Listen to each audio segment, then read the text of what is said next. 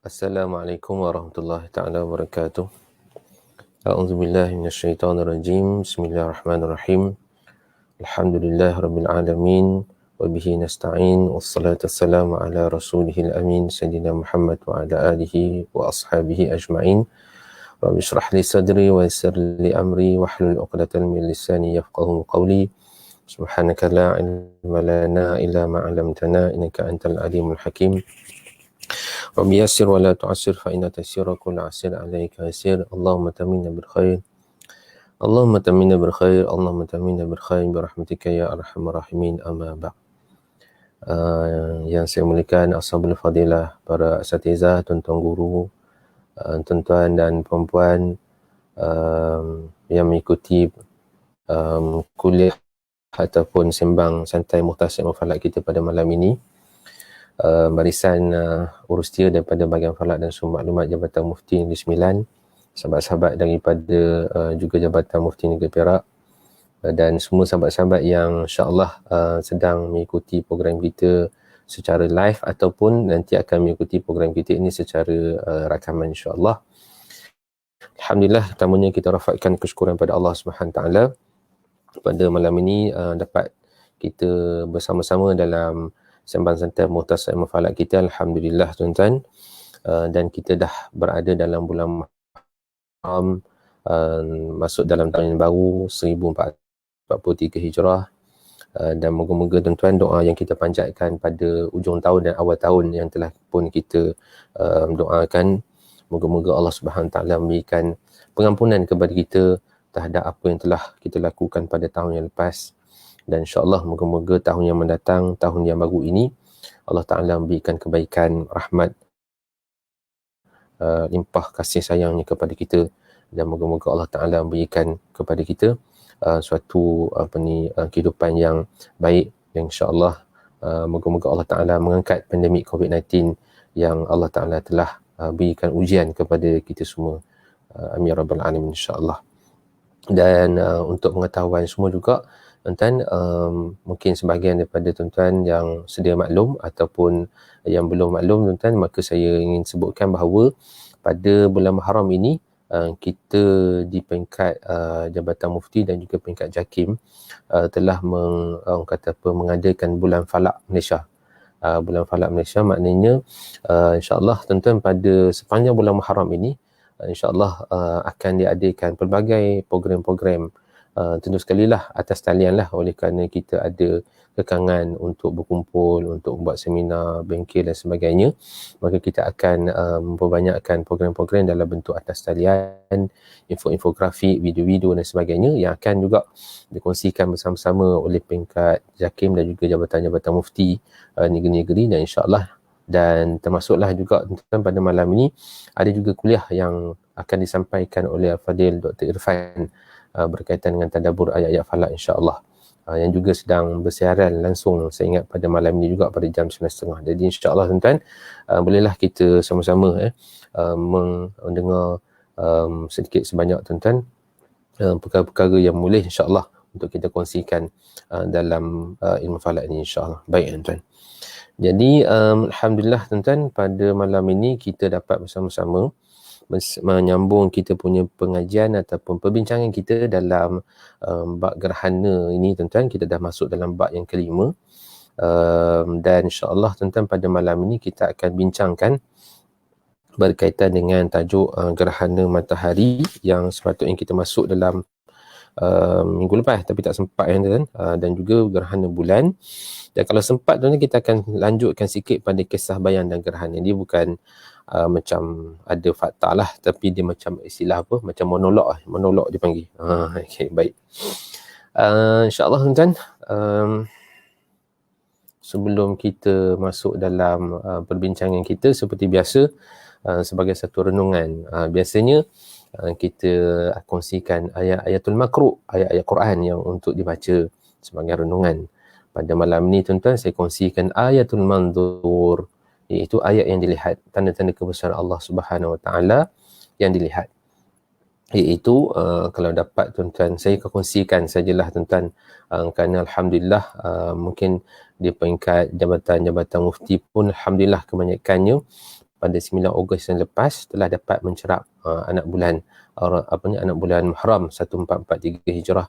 Dan alhamdulillah, walaupun keadaan agak berawan kalau dalam konteks kami di Perak lah, dan ada beberapa negeri-negeri lain juga agak berawan, tapi alhamdulillah Allah Ta'ala izinkan untuk kita dapat melihat anak bulan Muharram ini pada tarikh 9 Ogos yang bersamaan pada hari tersebut pada 30 Zulhijjah. Dan alhamdulillah tuan-tuan dapat lihat bagaimana indahnya hilal yang kita lihat ini sebagai salah satu daripada tanda kebesaran Allah Subhanahu Wa Taala. Melihat hilal ini pun sebenarnya adalah satu kegembiraan. Bila dapat melihat hilal ini juga merupakan satu kegembiraan.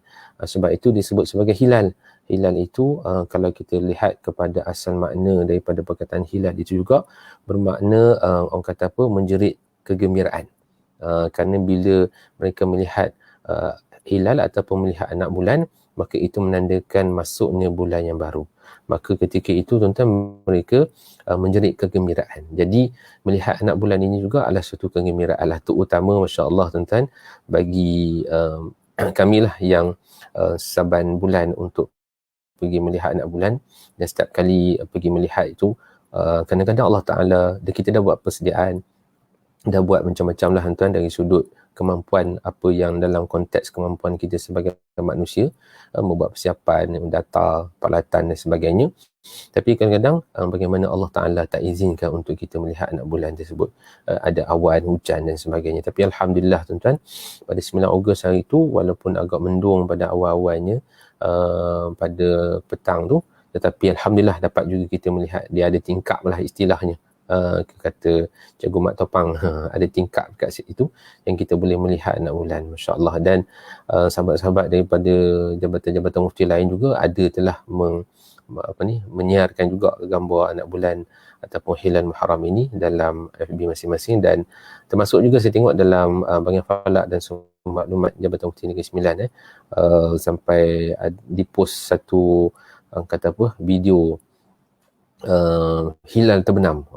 Hilal terbenam itu Maria. Okey, masya-Allah masya-Allah. Moga-moga tuan-tuan kedatangan bulan Muharram dan juga tahun yang baru ini Allah Taala akan berikan kebaikan, rahmat kepada kita seperti mana sinar yang kita dapat kita lihat daripada hilal ataupun anak bulan, insya-Allah. Baik tuan-tuan, pada malam ini kita akan sambung perbincangan kita tuan-tuan pada halaman 163.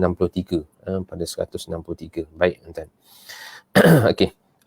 Kita nak bincangkan tentang gerhana matahari. Kita nak bincangkan tentang gerhana matahari. Baik. Sebelum tu tuan-tuan, saya macam yang telah pun kita sebutkan dalam awal-awal perbincangan kita dalam bab gerhana itu, kami cubalah untuk berkongsi beberapa sudut-sudut yang, kerana gerhana ni saya ingat telah pun banyak dibincangkan oleh pengkuliah kita ataupun sifu-sifu kita lah dalam bidang falak, termasuk dalam kuliah ataupun program kita pada malam ini juga, seperti mana apa yang sifu kita Syahrin kita dah kongsikan berkaitan dengan gerhana. Begitu juga dengan Mas Joko yang telah membincangkan juga tentang sikit sebanyak berkaitan dengan fasa bulan dan juga menyentuh tentang bab gerhana. Jadi saya cuba untuk ambil konteks-konteks yang orang kata bukan orang sains lah, orang sastra ni tuan-tuan. Baik.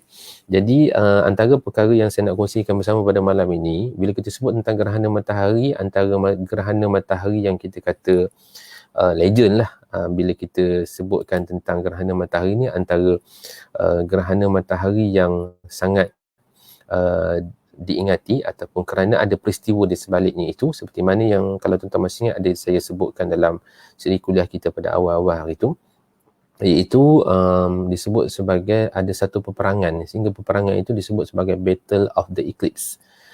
Itu peperangan gerhana. Peperangan gerhana. Sebenarnya gerhana yang berlaku ni adalah gerhana matahari, gerhana matahari penuh. Baik. Dia berlaku tuan-tuan adalah pada 28 Mei 585 sebelum Masihi.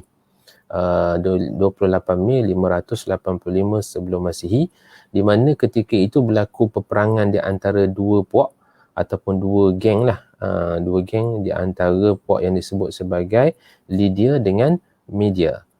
Lydia dengan Media. Kawasan ni tuan-tuan hari ni berada dekat sekitar kawasan Turki. Lydia ni dengan Media ni duduk di kawasan di sebelah Iran gitu. Okey, jadi puak ini telah berperang pada hari tersebut pada 28 Mei 585 sebelum Masihi itu, dan ketika mana peperangan itu sedang berlaku, maka tiba-tiba waktu itu disebut the sky suddenly turned dark. Pada tiba-tiba langit ketika itu bertukar menjadi gelap.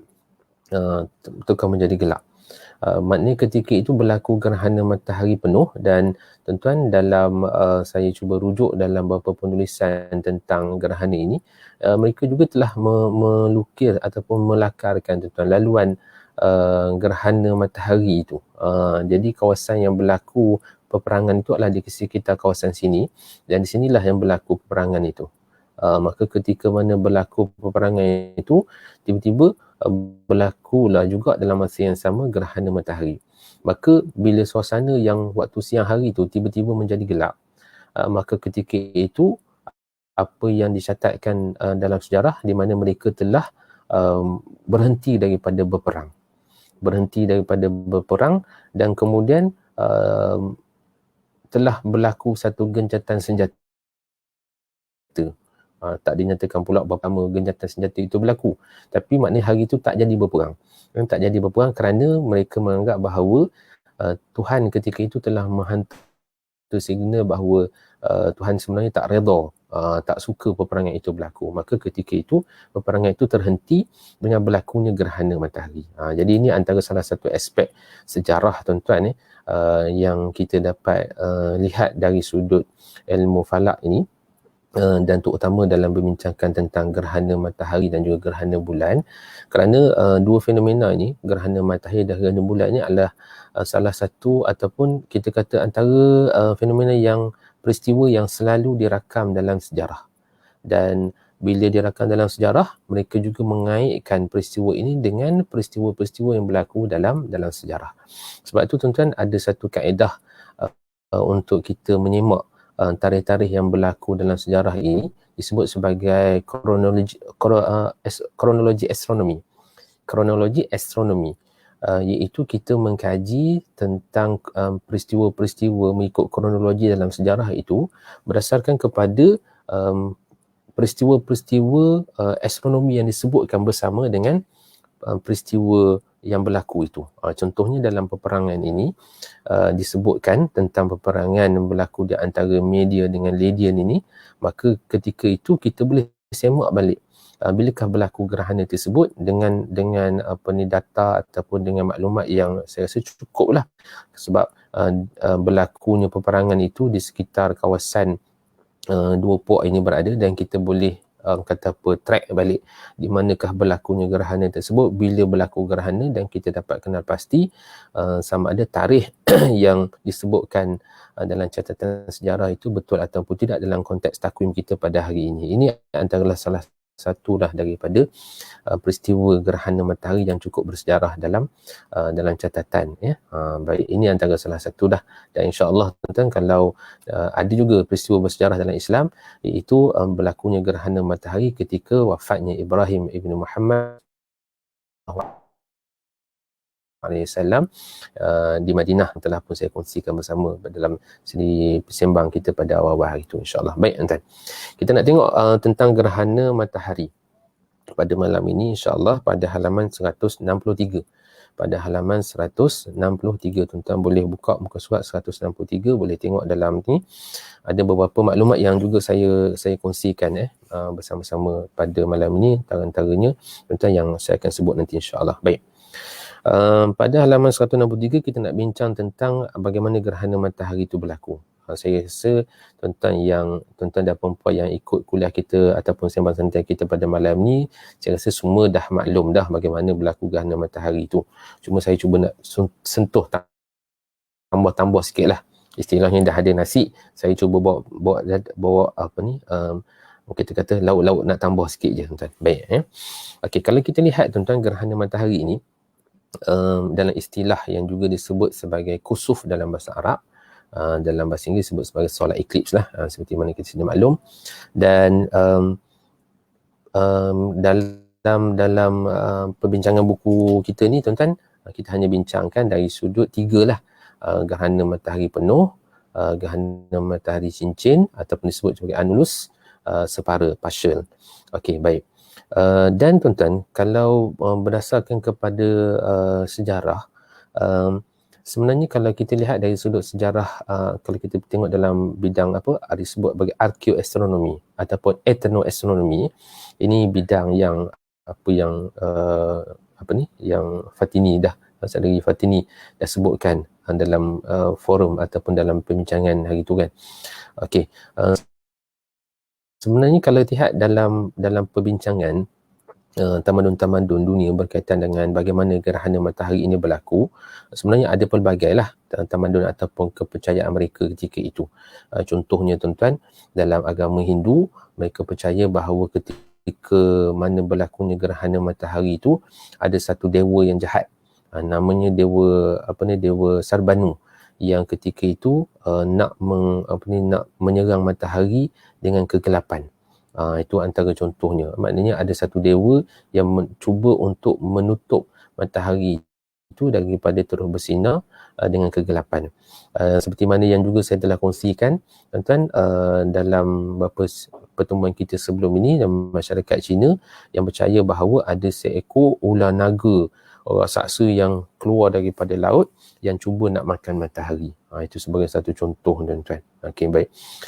Demikian juga dalam tamadun-tamadun seperti Rom dan sebagainya, mereka pun ada version ataupun versi kepercayaan bagaimana gerhana ini berlaku, kerana dalam contohnya di kalangan masyarakat Rom, mereka percaya bahawa bulan itu adalah dewi, dewa yang wanita lah, dewi, dan matahari itu pula adalah dewa. Jadi bila berlakunya gerhana ini, sebenarnya kalau kita sebut macam ada hubungan asmara lah di antara dewa dengan dewi ini, dan akhirnya lahirlah anak bulan. Itu cerita dia tuan-tuan. Baik, ini sebahagian daripada apa yang telah dicatatkan dalam sejarah bagaimana kefahaman masyarakat ketika itu berkaitan dengan gerhana. Baik tuan-tuan ya. Okey. Menariknya bila kita bincang tentang gerhana matahari dan juga bulan ini, dari sudut kita sebagai umat Islam, menariknya adalah kerana kalau berdasarkan kepada takwim hijri kita, takwim hijri yang kita gunakan ini adalah berdasarkan kepada sistem Qamariyah kan, yang seperti mana yang tuan-tuan sedia maklum. Maka bila kita sebut tentang kejadian gerhana ni, dia senang sebab kejadian gerhana matahari ini tidak akan boleh berlaku kecuali pada tarikh, dalam konteks takwim kita pada hari ini, di antara tarikh 29 ataupun 30 lah hari bulan dalam takwim hijrah. Dia tak boleh jadi hari yang ke-28, dia tak boleh jadi pada hari yang ke-5, dia tak boleh jadi pada hari yang ke-7, ataupun tak boleh jadi gerhana matahari ini tak boleh jadi pada hari yang ke-15. Kerana apa?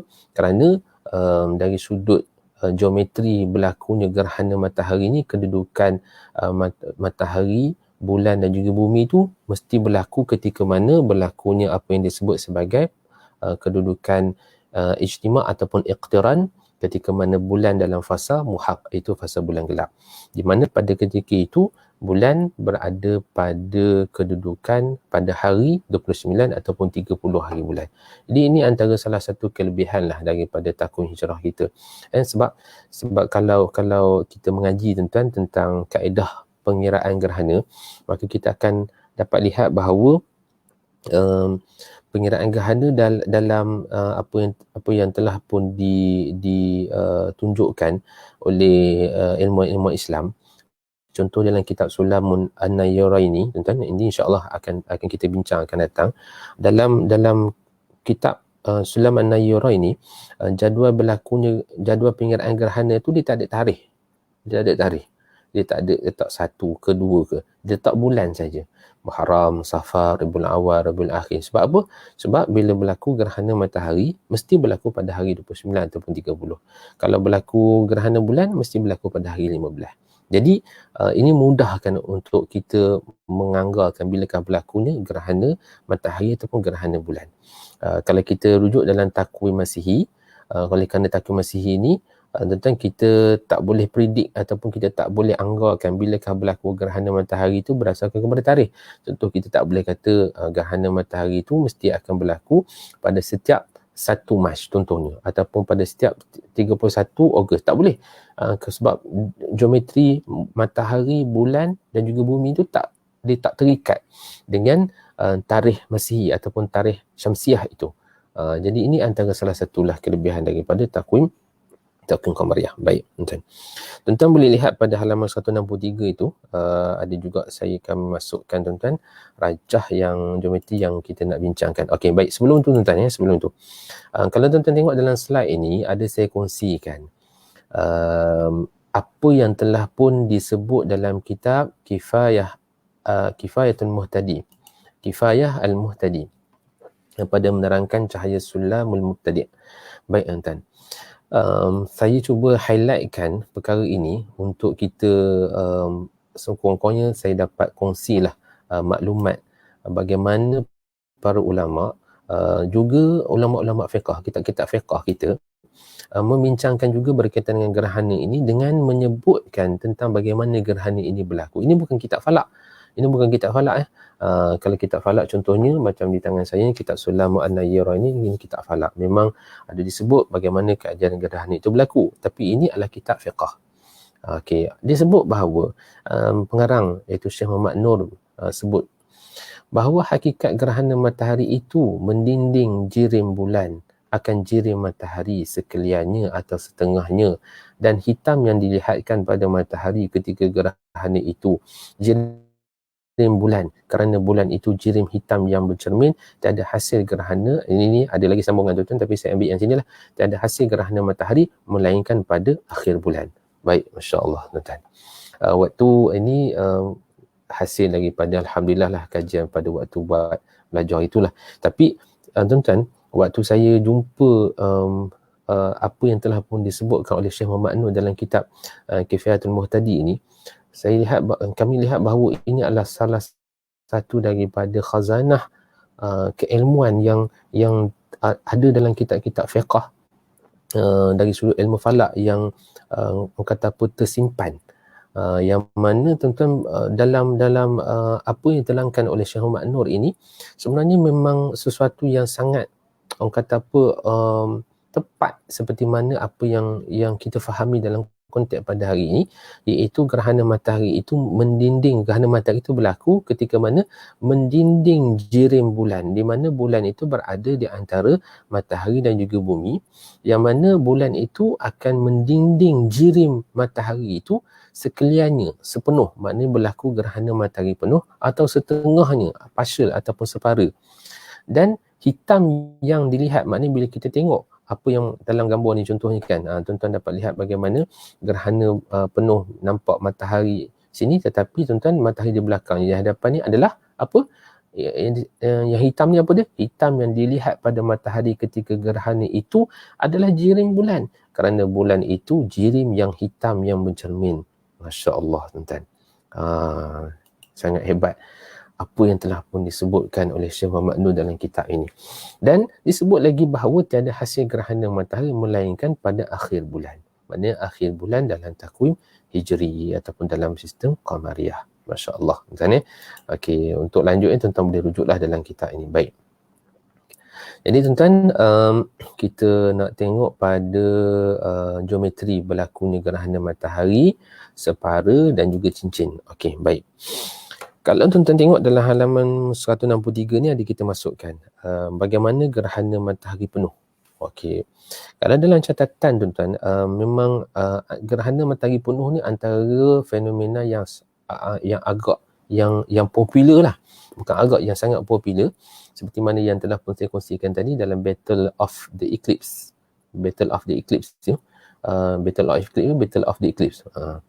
Berlaku peristiwa gerhana matahari ada dicatat dalam sejarah, dan antara peristiwa gerhana yang banyak dicatat dalam sejarah adalah gerhana matahari penuh kerana kesannya yang ketara. kerana kesannya yang ketara dan dianggap sebagai bukan dianggap, memang satu peristiwa yang jarang-jarang berlaku, yang rare, yang jarang-jarang berlaku. Baik. Dan dia juga ada mempunyai fasa-fasa yang sangat menarik, seperti mana yang telah diterangkan oleh kita punya sifu-sifu sebelum ni lah, dengan fasa diamond ringnya, dengan Bela Beats dengan fasa totality dan sebagainya. Itu semua fasa-fasa yang menyebabkan orang kata apa, bila kita yang melihat ni, Masya Allah, hilang kata-kata tuan-tuan. Baik, Masya Allah, baik. Cuma tuan-tuan, kita nak sebut di sini sikit, kita bacalah dalam buku kita ni. Okey, baik. Gerhana matahari penuh berlaku apabila kemuncak peristiwa gerhana bulatan piringan matahari ditutupi sepenuhnya oleh bulan. Okey, seperti mana yang tuan-tuan dapat lihat dalam slide ini yang saya kongsikan bersama ini, iaitu ketika mana gerhana matahari penuh, di mana gerhana matahari penuh, ketika itu bulatan piringan matahari ditutupi sepenuhnya oleh bulan. Jadi dalam konteks ni kan dapat kita lihat bahawa kedudukan ataupun dapat kita lihat bulan itu dia mesti dari sudut pandangan mata kita daripada bumi ni, bulan itu mesti lebih besar daripada ataupun mungkin sama besar dengan matahari, ataupun lebih besar daripada matahari dari sudut pandang kita di bumi. Dan inilah yang telah kita kongsikan antara perkara yang ajaib bila kita melihat tentang gerhana ini. Kerana apa? Kerana bila kita melihat gerhana ini, bagaimana objek yang kecil ni, iaitu bulan itu, boleh Allah Ta'ala atur, boleh menutupi matahari yang jauh lebih besar daripada bulan itu, dengan aturan, dengan kedudukan, dengan jarak, dengan masa yang tepat dan sebagainya. Baik. Jadi gerhana matahari ini berlaku apabila, kalau kita lihat dalam konteks ni tuan-tuan, matahari, bulan dan juga bumi, bulan ni betul-betul berada di antara matahari dan juga bumi, dan dapat kita lihat bahawa hujung bayang umbra ni akan jatuh ke atas bumi.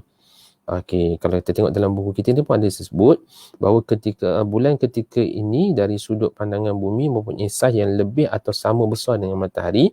Ketika ini hujung bayang umbra akan jatuh ke bumi. Dan kita dapat lihat di sini tuan-tuan, bagaimana disebut sebagai zil dalam bahasa Arab. Dan zil ini membentuk seperti disebut sebagai macam kun, makhrut minal zil disebut. Makhrut minal zil maknanya di situ kita akan dapat lihat bahawa zil itu ataupun bayang umbra ni dia makin lama dia makin narrow, dia makin kata menguncuk umbra ni. Baik. Dan kalau kita lihat bayang umbra ni, dia akan jatuh ke atas bumi. Dia akan jatuh ke atas bumi. Dan di mana bayang umbra ni jatuh ke atas bumi, di hujung bayang umbra itulah akhirnya akan melihat fasa totality. Maknanya seperti mana yang Sifu Syahrin kita selalu sebut-sebut, kalau kita nak melihat gerhana matahari penuh, kita kena duduk di tempat, pilih tempat yang tepat lah. Jangan kita duduk di tempat yang salah, kemudian kita kata tak nampak pun gerhana matahari penuh sebab kita berada di tempat yang salah. Dah sewa, dah beli tiket flight dan sebagainya, nak tengok gerhana matahari penuh, tiba-tiba berada di tempat yang salah. Memang berlaku gerhana tapi partial, berlaku gerhana separa. Okey, baik. Dan tuan-tuan sekalian, kalau berdasarkan kepada satu buku yang saya rujuk juga bila bincang tentang gerhana matahari ini, dan saya anggap sebagai salah satu buku yang mesti dimilikilah oleh pengkaji-pengkaji ilmu falak di Malaysia dalam bab gerhana ini, antaranya buku ataupun nota yang telah dibuat oleh Alhamdulillah Tuan Haji Ghani. Tuan Haji Ghani, tuan-tuan. Lupa pula nak sebut tunggu kita. Tuan Haji Ghani, tuan-tuan. Beliau telah menyiapkan satu macam nota untuk pengajian, untuk buat pengiraan bagaimana nak berlaku gerhana itu. Dan disebut bahawa panjang bayang umbra ini, panjang bayang umbra yang tuan-tuan dapat panjang bayang umbra ni yang menguncuk ini, tuan-tuan, panjangnya dalam lingkungan 380,000 kilometer. Panjangnya adalah dalam lingkungan 380,000 kilometer. Jadi ketika itu tuan-tuan, bulan dia kena dekat dengan bumi. bulan tu dia kena dekat dengan bumi. Kalau dia berada pada jauh, nanti kita akan bincang. Tetapi dia kena dekat ataupun dalam jarak purata 380,000 km kan, bulan itu jarak puratanya adalah 380,000 km daripada bumi kan. Jadi ketika itu kalau sekiranya bulan itu dia kena dalam jarak purata ataupun lebih dekat, maka kalau sekiranya dalam jarak itu, maka ketika itu bayang umrah ni akan jatuh di atas bumi dan ketika itu kita dapat lihat fasa gerhana matahari penuh. Gerhana matahari penuh. Okey, itu baik. Dan semestinya lah tuan-tuan, bila tuan-tuan tengok dalam fasa ini kedudukan matahari dan juga minta maaf, kedudukan bulan ini, dia mesti berada ketika mana fasa bulan muhaq ataupun fasa bulan gelap. Ketika mana kedudukan ijtima' ataupun iqtiran. Baik. Itu yang pertama. Okey, kita tengok pula kepada gerhana matahari cincin ataupun disebut sebagai annular ataupun annulus. Dah dalam bahasa Melayu pun dah disebut sebagai annulus ataupun kita sebut juga sebagai gerhana matahari cincin. Cuma tuan-tuan, sebelum kita masuk dalam ni, sebenarnya orang dulu, dalam masyarakat dulu, mereka tak tahu bahawa ada kemungkinan akan berlakunya gerhana matahari cincin ini.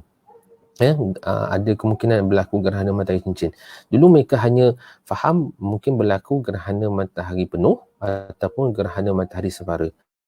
Jadi gerhana matahari cincin ni jarang dapat dilihat, dan ketika itu ahli-ahli falak pun tak tahu bahawa ada kemungkinan akan berlaku gerhana matahari cincin ini, kecuali setelah mana apa yang telah disebutkan oleh Imam Al-Battani. Imam Al-Battani iaitu beliau telah menyatakan bahawa kemungkinan boleh berlakunya gerhana matahari cincin ini kerana kedudukan bulan dengan bumi itu yang ada kedudukan apogee dan juga perigee tu. Apogee dan juga perigee. Okey, baik. Jadi kita sebutkan sikit Okey, gerhana matahari cincin. Ia berlaku apabila ketika kemuncak fasa gerhana, piring bulatan bulan hanya menutupi sebahagian piring bulatan matahari. Kalau kita tengok dalam kedudukan geometri ni, bulan itu macam sama je kalau kita tengok kan. Sama je lebih kurang macam kedudukan bulan pada fasa gerhana matahari penuh ni. Tapi kalau kita perasan dalam gambaran ni, tuan-tuan akan dapat lihat bahawa bulan ni dia jauh sikit. Ini dia dekat sikit kan, ini dia jauh sikit tuan-tuan. Bila dia jauh sikit, apa yang akan berlaku seperti mana yang kita sebutkan tadi adalah ketika itu, ketika mana fasa gerhana matahari cincin ini, bulan ni berada pada kedudukan yang jauh daripada bumi. Lebih daripada 380,000 km daripada bumi. Menyebabkan ketika itu, bayang yang jatuh ke atas bumi ini bukan bayang umrah ataupun yang kita sebut sebagai bayang antumbra ataupun disebut juga sebagai bayang umrah negatif. Maknanya di sini ni kalau tuan-tuan dapat lihat dia punya diagram itu, dia bersilang kat sini, maka dia akan jatuh di sini.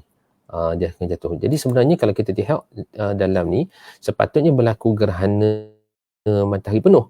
Tetapi ketika itu bulan ni dia tak berada pada kedudukan yang dekat dengan bumi. Kalau berada dekat dengan bumi, maka ketika itu akan berlakulah gerhana matahari penuh. Tapi oleh kerana dalam teori mengatakan walaupun 1% saja tuan-tuan 1% saja daripada matahari itu tak ditutupi oleh bulan, tetap juga ketika itu cahaya matahari itu akan silau, akan menyilaukan mata sehingga tak nampak macam fasa gerhana matahari penuh yang waktu itu akan jadi gelap sepenuhnya. Itu baik. Jadi gerhana matahari cincin ini antara salah satu daripada fasa yang juga sangat menarik lah. Kalau tuan-tuan masih ingat lagi pada tahun 2019 hari itu kan, pada dalam catatan saya ni pada 26 Disember 2019 yang saya kira mungkin tuan-tuan pun ada pergi ke Johor untuk pergi melihat. Ada yang di Sarawak, di Sabah pun ada dapat melihat gerhana matahari cincin ketika itu. Tetapi keseluruhan Malaysia, kita di Semenanjung ni dapat melihat separa, melihat separa. Itu pernah berlaku di Malaysia, dan mungkin sebahagian tuan-tuan dah pergi ke ujung Johor tu, ujung Johor tu, dan juga Singapura yang boleh dapat lihat gerhana matahari cincin ketika tahun 2019 itu. Okey, baik. Jadi itu kedudukannya. Okey, baik. Kemudian kita pergi pula kepada gerhana matahari separa ataupun partial, ataupun dalam bahasa Arab yang disebut sebagai juz'i. Ini kulli, ni juz'i. Baik. Gerhana separa ni adalah ketika mana kedudukan, kalau tuan-tuan dapat lihat dalam geometri ni, di mana kedudukan bulan ini dia berada di antara matahari dan juga bumi juga. Tetapi tuan-tuan, kedudukan dia pada fasa bulan muhaq itu ataupun pada fasa ijtima' itu, dia tak berada tepat.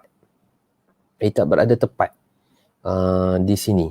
Maknanya kalau tengok di dalam konteks ni tuan-tuan, kedudukan dia bersilang pada titik not itu, tapi dia tak berada tepat pada titik not itu, sehingga menyebabkan ketika ini kedudukan bulan itu, bayang bulan ni akan jatuh, yang umbra ni akan jatuh di luar daripada bumi, tetapi bayang penumbra ini bersifat dia kuncup di pangkal dan dia kembang di ujung. Istilahnya begitu kalau tepatlah, kalau tuan-tuan boleh faham kot boleh faham tu. Okey, baik. Maknanya kalau kita tengok dalam gambaran ini, fasa bayang penumbra itu dia mengembang, dan bulan ketika itu, matahari ketika itu, bumi, sebut bumi ketika itu dia masuk, ataupun cahaya ataupun bayang penumbra ini dia jatuh ke atas bumi, maka kawasan yang sini ni dia akan dapat melihat fasa gerhana separa. Okey, minta maaf tuan-tuan, saya pun terlupa tadi nak sebut, yang kawasan jatuhnya bayang umbra akan melihat dalam konteks gerhana matahari penuh, akan lihatlah gerhana matahari penuh. Tapi kawasan yang tak di luar daripada bayang umbra ini, di kawasan di luar ni, maka mereka dapat melihat juga gerhana, tapi gerhana matahari separa. Sama dalam konteks gerhana matahari penuh ataupun gerhana matahari cincin. Kalau dalam konteks partial ataupun gerhana matahari separa ini, maka dalam konteks siapa saja yang berada di bumi ketika itu tak akan dapat lihatlah gerhana matahari penuh, kerana ketika itu bayang tu dia tak jatuh ke atas bumi, bayang umbra tu tak jatuh ke atas bumi, tetapi apa yang jatuh ialah bayang penumbra saja yang jatuh ke atas bumi. Okey, baik. Cuma antara yang menarik juga tuan-tuan, kalau saya catatlah sikit ni, itu pada gerhana matahari cincin 26 Disember 2019 yang lepas. Alhamdulillah, saya pun adalah juga ikut sifu kita, Tuan Guru kita Syahrin dan juga Cikgu Bahar dalam melihat gerhana dan sebagainya. Tetapi pada tahun 2019 itu, waktu kami ada di Ipoh, buat serapan, kami tak pergi. Ada sahabat-sahabat daripada Jabatan Mufti Perak pergi ke Johor, tapi saya tak pergi. Jadi waktu serapan itu pada jam 11 pagi lebih kurang itulah, 11 hingga 12 pagi lebih kurang itu, ketika itu dapat kita lihat bahawa sebelum tu sangkaan bahawa ketika mana berlakunya partial ini, dia punya cuaca itu tak terlalu kesannya tak terlalu orang kata ketara. Tetapi tuan-tuan, apa yang saya dapat lihat, dan alhamdulillah dikongsikan juga oleh sahabat-sahabat lain yang berada dekat kawasan Ipoh ketika mana kami melakukan serapan, kita dapat lihat walaupun separa tuan-tuan, tapi dia punya kesan itu dari sudut yang pertama, dari sudut langit ketika itu, langit itu akan jadi, kalau tengah hari biasa kita dapat lihat langit itu berwarna biru cerah kan, biru putih lah kita kata kan, biru putih. Kata apa, Piramli kata biru air laut. Biru air laut, bambang kuning, bambang biru air laut kan. Okey, maknanya kalau kita dapat lihat waktu tu, biasa pukul 11 ataupun 12 tengah hari ni, kita akan dapat letih bahawa langit kita ni berwarna biru putih. Tetapi waktu fasa gerhana partial dah berlaku ketika itu, berdasarkan kepada penglihatan, ketika itu memang tak ada awan dan kita dapati bahawa langit ketika itu warna biru gelap. Maknanya kalau kita kalau contohlah kalau kita ni biasa duduk tengok pada langit, maka kita boleh perasan ada something wrong lah dekat langit ketika itu. Maknanya ada sesuatu yang berlaku sehingga keadaan warna langit itu dia bertukar jadi warna biru gelap. Dia menjadi warna biru gelap. Dan antara yang menarik juga tuan-tuan, pada pukul 11 tengah hari tu, ketika itu kami dah bersiap lah daripada awal pagi sebenarnya. Pada pukul 10 sebelum berlaku fasa gerhana tu memang panas. Tetapi pada pukul 11 lebih tu, ketika mana dah masuk partial, maknanya dah sebahagian lah, 50% lah dia punya berlakunya gerhana tersebut, kita dapati bahawa suasana ketika itu sejuk sikit. Dia tak bukanlah sejuk macam duduk dalam aircon kan, tak ada macam tu. Cuma nak katakan bahawa tengah hari tu dia tak panas macam biasa. Dia ada rasa sejuk sikit. Dia ada rasa sejuk sikit. Dan bila saya tanyakan juga kepada sahabat yang ada dekat keliling tu, mereka pun merasakan benda yang sama. Mungkin kalau saya saja rasa, mungkin pasal tak valid lah kot, pasal kita ni selalu buat cerapan, jadi kita boleh sense tu rasa macam kita kata sensitif sikit. Tapi bila saya tanya pada kawan-kawan lain yang berada di sekitar tu, ada rasa lain tak? Mereka pun kata sejuk lah, sejuk. Alhamdulillah. Jadi ini masya-Allah antara salah satu daripada tanda-tanda kebesaran Allah Subhanahu Wa Taala, tuan-tuan, yang mana kita dapat lihat antara kesan yang ketaranya kalau kita tengok dalam kitab Ajaibul Makhluqat yang dikuliahkan oleh Tuan Guru kita Al-Fadil Ustaz Hanafiah, bagaimana gerhana itu akan memberi kesan juga kepada haiwan. Kerana mereka ini boleh guna ganti nama mereka. Haiwan ini adalah sangat sensitif kepada perubahan cuaca, perubahan suhu dan sebagainya. Jadi mereka sangat sensitif. Sebab itu waktu buat penulisan tentang gerhana itu, saya pernah berjumpa ada satu kertas kerja yang mengkaji tentang kesan ayam telur ketika mana berlakunya gerhana matahari. Ada kesan berkaitan, ada paper lah, tapi saya tak tengok dia punya, saya tak jumpa dia punya hasil result daripada kajian tersebut. Ada paper pernah dibuat. Okey, baik. Jadi itu tuan-tuan, bagaimana berlakunya gerhana matahari, yang mana gerhana matahari penuh, separa dan juga cincin. Okey, baik insya-Allah. Selanjutnya tuan-tuan, kita pergi pula pada gerhana bulan. Gerhana bulan. Okey. Seperti mana gerhana matahari, saya juga nak kongsikan antara gerhana bulan yang legend, tuan-tuan, yang ada dalam sejarah Islam lah. Okey. Ia berlaku pada 22 Mei tahun 1453 Masihi. Peristiwa ini adalah satu peristiwa yang sangat bersejarah. Kerana apa? Kerana peristiwa ini adalah peristiwa di mana dia berlaku 7 hari sebelum pembukaan kota Istanbul ataupun Islambul oleh Muhammad Al-Fatih. Dan tuan-tuan boleh bacalah apa yang saya kongsikan dalam catatan itu. Cuma nak sebut di sini bahawa bagaimana 7 hari sebelum berlakunya pembukaan kota Istanbul ataupun Islambul asalnya, tuan-tuan, Islambul itu nama yang diberikan sebenarnya adalah Islambul. Islambul. Ketika mana berlakunya gerhana bulan separa ketika itu. Dan tarikh ini telah dipilih oleh Muhammad Al-Fatih berdasarkan kepada perbincangan ataupun rujukan beliau dengan ahli-ahli falak ataupun mereka yang alim, kerana menggunakan peristiwa gerhana bulan ini untuk mengalahkan, untuk melemahkan semangat musuh-musuh yang ketika itu masih berselindung, masih duduk di kota Istanbul itu, kerana mereka percaya bahawa bila berlaku gerhana ni, dia adalah satu petanda daripada Tuhan.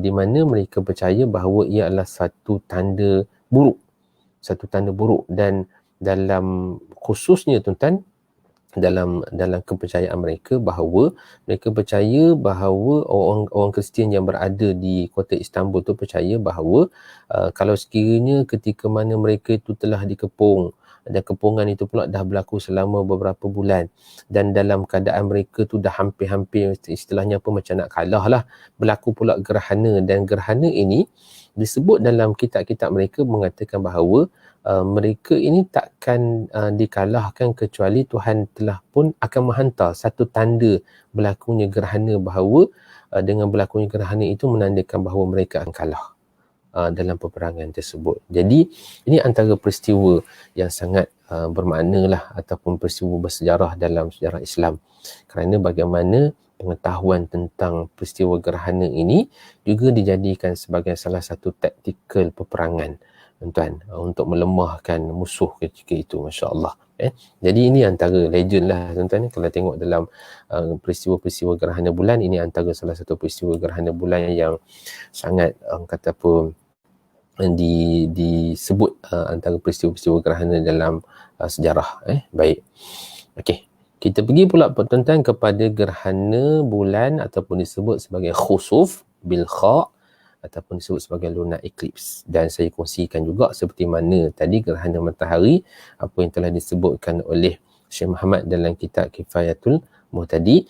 Saya kongsikan pula dalam gerhana bulan ni apa yang telah disebutkan oleh Syekh Arsyad Al-Banjari. Syekh Arsyad Al-Banjari ada juga sebut tentang gerhana, tuan, ini tentang gerhana bulan ini tulis gerhana matahari ni silap, tuan. Disebut bahawa gerhana bulan ni maka adalah baginya hakikat kepada jirim bulan, adalah seperti kaca cermin, tiada baginya cahaya pada dirinya. Mana nak sebut dulu bahawa bulan ni tak ada cahaya, tetapi dia hanyalah seperti cermin yang memantulkan cahaya. Hanya adalah ia mengambil cahaya daripada menerang cahaya matahari jua. Apabila ia berhadapan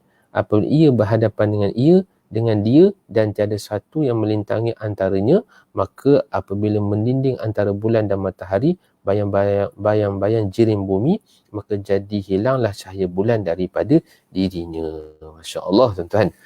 Sekali lagi kita berjumpa dengan satu fakta ataupun dalam syarah yang telah disebutkan dalam kitab Sabilul Muhtadin oleh Syekh Arsyad Banjari, bagaimana geometri gerhana itu disebutkan dalam kitab fiqh. Masya Allah, tuan-tuan. Jadi betul lah apa yang kita punya Tok sebut, Cikgu Bahar sebut kan, kitab Sabilul Muhtadin ni antara salah satu kitab yang sangat hebat lah dari sudut kitab fiqahnya, yang mempunyai nilai-nilai falak yang sangat hebat. Masya Allah. Dalam kitab ni sebut tentang bagaimana gerhana bulan itu berlaku, iaitu apabila mendinding cahaya matahari oleh siapa?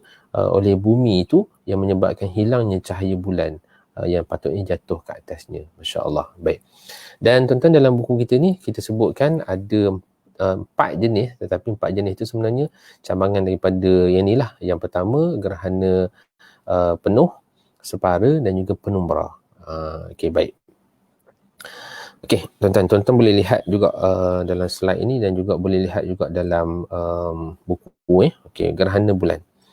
Gerhana bulan seperti mana kita sedia maklum, dia akan berlaku pada tarikh 14 ataupun tarikh 15 lah, antara tarikh itu. Dia melihat kepada kedudukan bulan itu pada kedudukannya ketika mana apogee, perigi dan sebagainya lah, itu akan dilihat. Baik.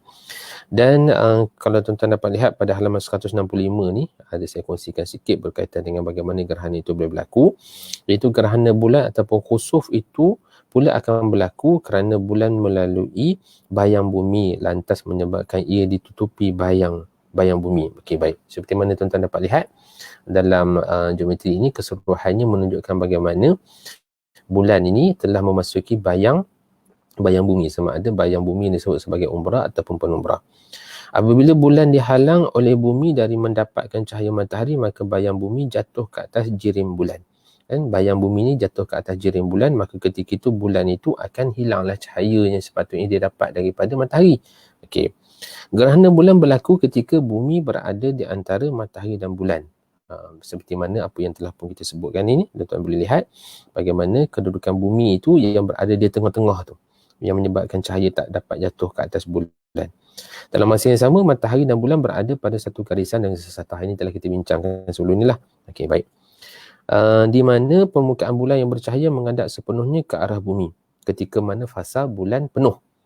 fasa bulan penuh, yang itu yang kita sebutkan tadi. Gerhana bulan ini hanya boleh berlaku ketika mana fasa bulan penuh ataupun al-badrun, ataupun ketika mana kedudukan istiqbal, di mana kedudukan mata bulan ketika itu menghadap sepenuhnya ke arah matahari dan juga ke arah bumi. Okey, baik. Namun apabila gerhana bulan berlaku, cahaya matahari yang sepatutnya jatuh ke atas bulan akan terhalang oleh bumi. Ini disebabkan wujudnya bayang umbra dan penumbra yang jatuh ke atas bulan. Okey, baik. Okey, dapat kita faham di situlah. Okey, baik. Okey, kita cuba lihat bagaimanakah apa yang disebut sebagai gerhana bulan penuh berlaku. Okey, kalau kita tengok tuan-tuan dalam gambaran ini, gerhana bulan penuh berlaku apabila keseluruhan kedudukan bulatan piring bulan berada di dalam bayang umbra bumi. Dalam buku kita sebutnya. Okey, kita dapat lihat ketika mana gerhana bulan penuh ini, keseluruhan bulan memasuki bayang umbra. Bayang umbra. Dan tuan-tuan dapat lihat bahawa bagaimana bayang umbra ni, bayang umbra bumi dia besar. Dia besar. Besar pula. Besar tuan-tuan. Lebih kurang dalam saiznya tu adalah 2.5 daripada saiz bulan. 2.5 maknanya kalau tuan-tuan aturkan bulan itu pada saiz di mana kedudukan jauh bulan daripada bumi dengan kedudukan bayang umbra ni, maknanya bayang di mana bulan ni boleh rentas di sini adalah lebih kurang dalam 2.5 biji setengah, lebih kurang gitulah, 2 biji setengah saiz bulan. Jadi bayang umbra ni besar. Jadi itu menyebabkan kita dapat lihat bahawa ketika mana gerhana bulan ni berlaku, kita akan dapati bahawa boleh kata seluruhlah lokasi di bumi yang mengalami waktu malam ketika itu akan dapat melihat gerhana bulan. Cuma yang membezakan yang dapat melihat awal ataupun melihat kemuncak, melihat perakhiran fasa gerhana tersebut mungkin pada waktu maghrib, pada tengah malam dan subuh. Itu bergantung kepada waktu terbit dan juga terbenam bulan itu. Okey, baik. Jadi ini menunjukkan bagaimana gerhana bulan itu berlaku. Okey, baik. Dan tuan-tuan, kalau dapat kita lihat di sini juga bagaimana kedudukan ketika mana bulan itu, gerhana bulan itu berlaku, cahaya bulan itu akan berubah. Dalam istilah astronomi sebut sebagai luminosity, yang mengikut skala Danjon itu disebut ada 1 hingga 4. 1 hingga 4 nak menggambarkan bagaimana fasa itu gelap ke cerah ke ketika mana totality itu berlaku, disebut dalam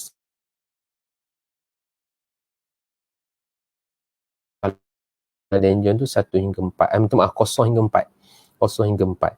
Kalau kosong itu maknanya dia hitam gelap lah. Hitam gelap. Hitam gelap, tapi masih nampak bulan tu. Masih nampak bulan tu. Okey. Okey. Cuma tuan-tuan, tak apalah, nantilah insyaAllah saya kongsi. Masa kita pun dah tak ada. Nanti saya sebutkan kemudian, baik ya.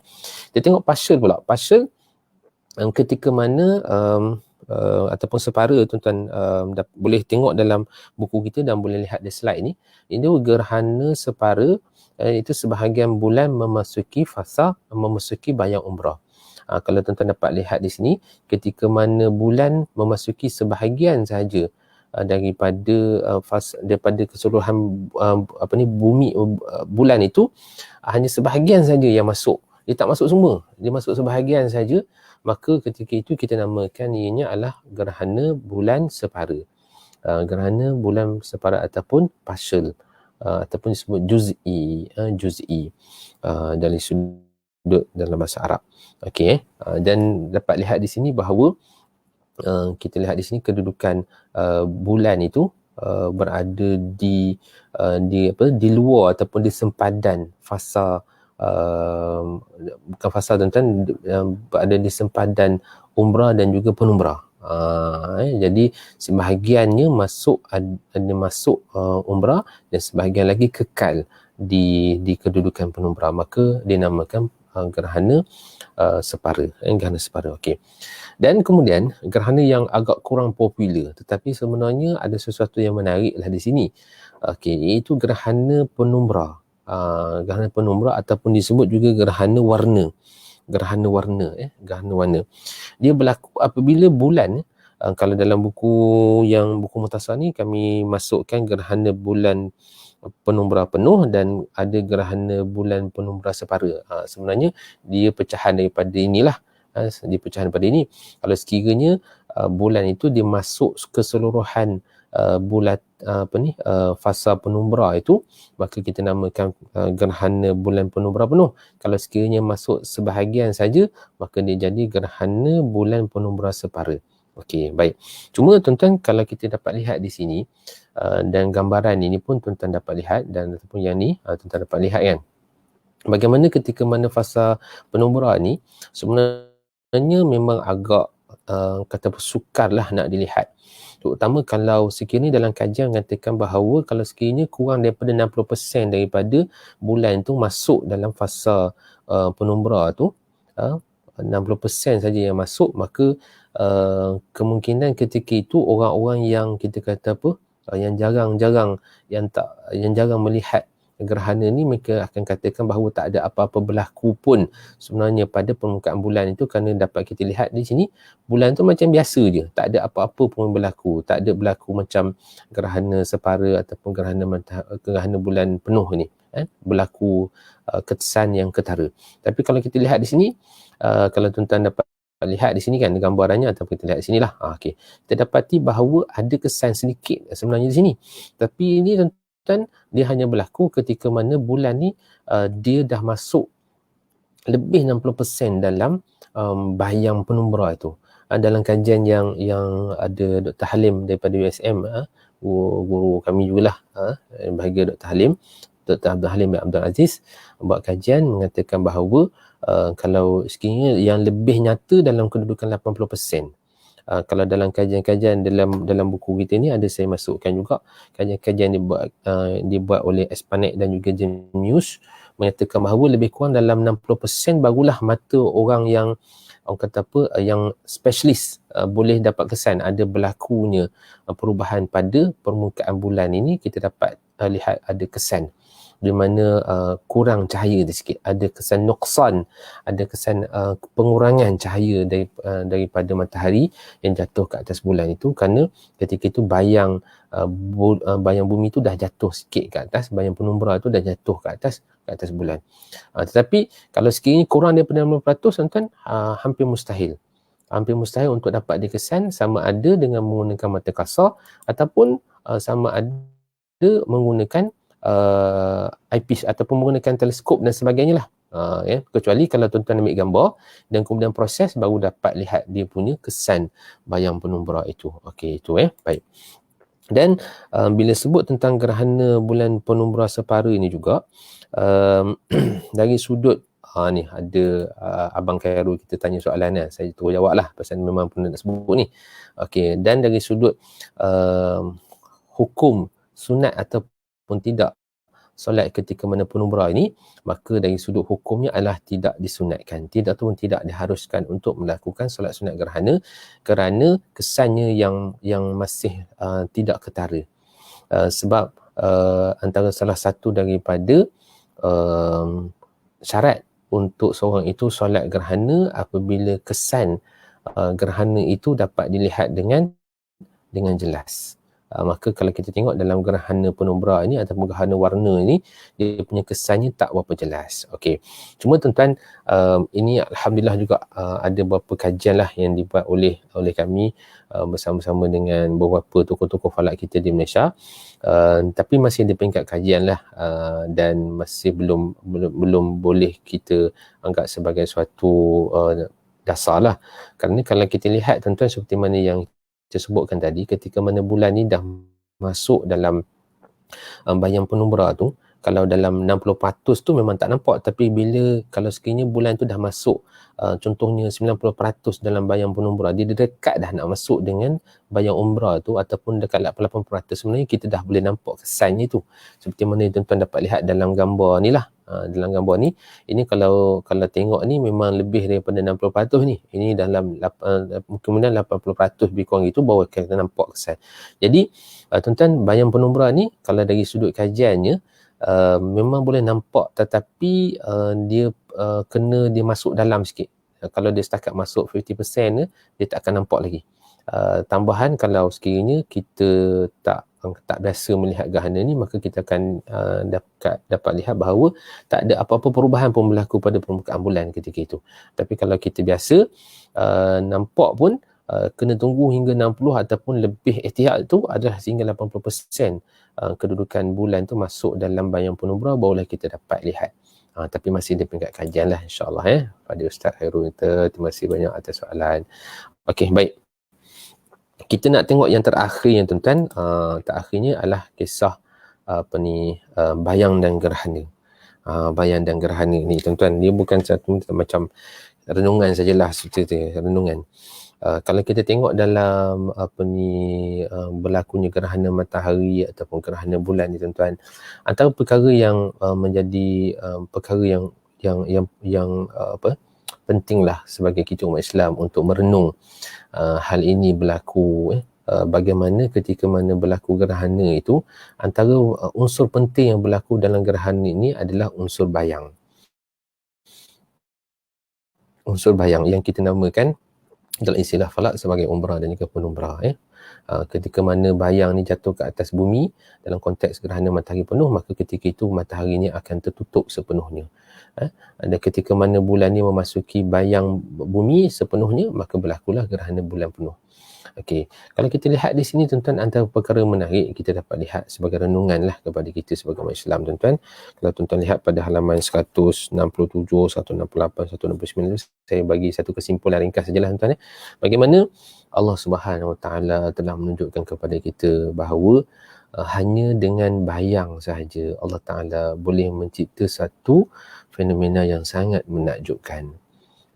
Antara fenomena yang sangat menakjubkan dalam alam ini adalah gerhana, dan antara gerhana ini berlaku, antara salah satu sebabnya adalah kerana wujudnya bayang yang kita sebut sebagai umbra dan juga penumbra. Bila kita berada dalam bayang ini, maka kita akan dapat lihat gerhana. Jadi nak tunjukkan bahawa bagaimana tuan-tuan, bila mana Allah Ta'ala nak menunjukkan kekuasaannya, maka ataupun nak menunjukkan kehebatannya, ataupun nak mengalahkan satu objek yang disembah oleh manusia, sebagai manusia sembah matahari, sebagai manusia sembah pada bulan, tetapi Allah Ta'ala hantar apa yang disebut sebagai zil ataupun bayang sahaja. Maknanya kalau bayang itu satu makhluk yang kita kata makhluk yang lemah lah, makhluk yang lemah berbanding dengan cahaya. Cahaya dianggap sebagai makhluk yang lebih orang kata diingini, lebih berkuasa dengan cahaya itu. Tetapi bila sebut bayang ni tuan-tuan, maka bayang ni apa yang ada pada bayang, kan? Kita mungkin kata begitu. Tetapi bagaimana Allah Ta'ala telah tunjukkan, bahkan dalam peristiwa-peristiwa yang lain juga, seperti mana peristiwa macam mana Fir'aun yang telah pun ditenggelami dalam air yang lembut, air yang kata apa, yang boleh diminum dan sebagainya, tetapi Allah Ta'ala tenggelamkan Fir'aun dalam air laut. Bagaimana Namrud akhirnya ditewaskan dengan nyamuk, ataupun dalam buku kita disebut sebagai lalat, sebagai riwayat kata lalat, ataupun nyamuk yang duduk dalam telinganya, itu menyebabkan sakit kepalanya. Dan ini sebahagian daripada tanda-tanda kebesaran Allah Subhanahu Wa Taala yang dapat kita lihat daripada peristiwa gerhana ini. Baik tuan. Okey. Dah habis. Habis dah tuan. Habis dah. Okey, alhamdulillah tuan. Jadi okey, kita pun dah terlajak 3 minit ni tuan. Jadi insya-Allah tuan-tuan, kita berhenti pada halaman 169. InsyaAllah kuliah yang akan datang, alhamdulillah tuan-tuan, saya rasa kalau ikutkan dalam kita punya buku ni, maknanya kuliah yang akan datang ni, habislah buku kita ni, alhamdulillah. Jadi kuliah akan datang tuan, kita akan tengok sikit bagaimana kaedah pengiraan gerhana. Kaedah pengiraan gerhana, tapi kita tengok simple sajalah insya-Allah tuan-tuan. Kaedah yang pertama adalah kaedah Saros. Kaedah Saros, dan kaedah kedua yang saya nak kongsikan adalah kaedah yang disebutkan dalam kitab Sulamul An-Nayyuraini, sebuah kitab yang sangat hebat tuan-tuan, karangan daripada ulama kita di Indonesia, Syekh Mansur Batawi. InsyaAllah tuan-tuan. Baik. Jadi saya ucapkan berterima kasih kepada tuan-tuan dan puan-puan yang alhamdulillah setia mengikuti kuliah kita daripada awal hingga akhirnya. sahabat-sahabat daripada Jabatan Mufti Negeri Sembilan, daripada Jabatan Mufti Perak, sahabat-sahabat lain, Tuan Haji Zainal, siapa lagi, Encik Rosmani kita, Encik Ahmad, Abang Bok Al-Bahanji dan sebagainya. Terima kasih banyak kerana ikuti kuliah kita ataupun sembang santai falak kita pada malam ni. Dan insya-Allah tuan-tuan, kita akan jumpa lagi dalam minggu depan.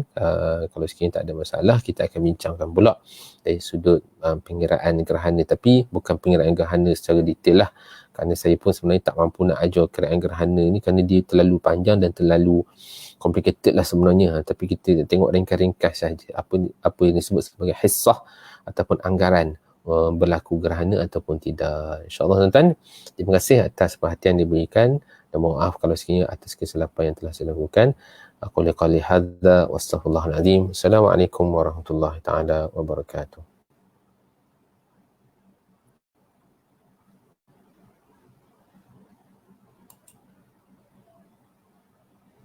Ya, terima kasih semua.